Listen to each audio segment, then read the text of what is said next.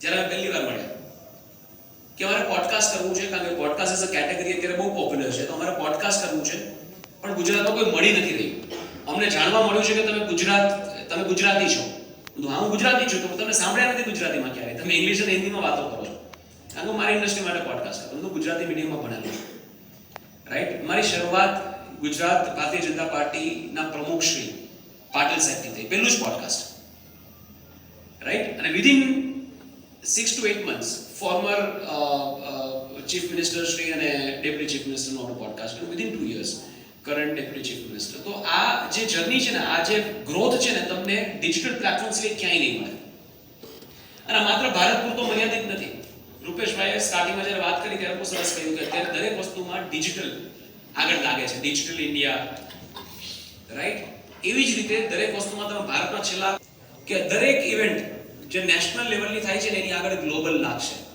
કારણ કે ભારતમાં જે કંઈ થાય છે ને વિશ્વએ એની નોંધ લેવી જ પડે છે અને વિશ્વ નોંધ લે છે. અને એટલા માટે તમારામાંથી કોઈ પણ વ્યક્તિ વૈશ્વિક સ્તરે પણ પોતાનું કોન્ટેન્ટ લઈ જઈ શકે છે અને આમાં બિલકુલ અતિશયોક્તિ નથી. વૈશ્વિક સ્તરે અહીંયા બેઠેલી કોઈ પણ વ્યક્તિ ફેમસ થઈ શકે, આરામથી થઈ શકે. અંકિત બાનપુરિયા કરીને ક્રિએટર, જો આપણને ખબર હોય, રાઈટ, એને 75 days બોડી બિલ્ડિંગ નું ચેલેન્જ કરેલું અને રોજે એક બ્લોગ મૂકે, 1 મિનિટનો વિડિયો યુટ્યુબમાં મૂકે. એકદમ બેઝિક ફેસિલિટી, કોઈ ઇક્વિપમેન્ટ નહીં, કોઈ એક્સ્ટ્રાઓર્ડિનરી કેમેરા નહીં, કંઈ એડિટિંગ નહીં, કંઈ જ નહીં. સ્પીચ પણ એની દેશી ભાષામાં, રાઈટ. એટલો બધો વાયરલ થઈ ગયો કે પ્રાઇમ મિનિસ્ટર એની સાથે કોલેબોરેશન કરે છે. વિચાર કરો, that is the power of this platform. હવે એ જ વ્યક્તિ ક્યારે વૈશ્વિક સ્તરે જતી રહેશે તમને ખબર પણ નહીં પડે. ખેબી કરીને એક ક્રિએટર છે, કાંઈ બોલ્યા વગર, કોવિડના સમયે કાંઈ જ બોલ્યા વગર વૈશ્વિક સ્તરે દુનિયાનો સૌથી મોટો ક્રિએટર બને છે. બોસ, કે જે લક્ઝરી અપેરલ બ્રાન્ડની કંપની છે, એ બોસે ને બ્રાન્ડ એમ્બેસેડર તરીકે હાયર કર્યો અને એની પર્સનલ નેટવર્ક અત્યારે મલ્ટિપલ હન્ડ્રેડ્સ ઓફ મિલિયન્સ છે. કાંઈ બોલ્યા વગર એ ખાલી કોન્ટેન્ટમાં આવું કરે છે, રાઈટ. હવે તમે વિચાર કરો, ખેબીની જગ્યાએ કોઈ પણ વ્યક્તિ હોય થઈ શકે? થઈ જ શકે. શું કામ ન થઈ શકે? એટલે ભાષા પણ મેટર નથી કરતી. એટલે આપણે એવું લાગે કે આપણી તો ગુજરાતી ભાષા, ના, કંઈ જ મેટર નથી કરતું. જ્યારે ક્રિએશન છે ને, પ્રિન્ટમાં હતું, ડિજિટલ પ્લેટફોર્મ્સ પર, બ્લોગ્સમાં, એવા બધા ક્રિએશન હતું ને, ત્યારે એક બ્લોગ બહુ ફેમસ હતો, મેશેબલ. ખબર છે કોઈને મેશેબલ? ખબર છે? મેશેબલ એક બહુ મોટી વેબસાઇટ, એન્ટરટેનમેન્ટ વેબસાઇટ. પીટ કેશમોરે કરીને એક છોકરો સ્કોટલેન્ડના એક નાનકડા એવા ગામમાં પોતાના ઘરના પોતાના બેડરૂમમાંથી એક બ્લોગ ચાલુ કરે છે, મેશેબલ. આ હું વાત કરું છું 2008-9ની. જ્યારે મેં મેશેબલ વાપરવાનું ચાલુ કર્યું, ઇટ વોઝ 2010. 2011માં Times top 100 most powerful people માં એનું નામ હતું, 3 વર્ષમાં, રાઈટ. એ બ્લોગ 2015માં 250 મિલિયનમાં વેચાણો, $250 million.